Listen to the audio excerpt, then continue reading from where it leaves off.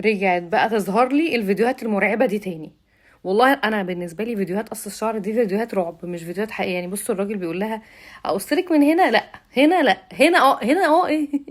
يعني الشعر الطويل ده كل ده هيتقص ليه؟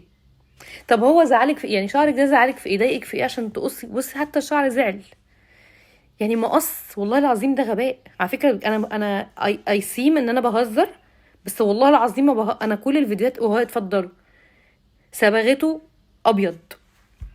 يعني ده مش جري حتى، ده ابيض. يعني الواحد كان زمان بنقول الابيض ده شيب وعجزنا، والناس بتروح يا عيني تصبغ علشان خاطر شكلهم بقينا نصبغه ابيض. ليه؟ ليه؟ ليه يا استاذه؟ ليه يا ليه يا شعرك الطويل الجميل ده كان مضايق حضرتك في ايه؟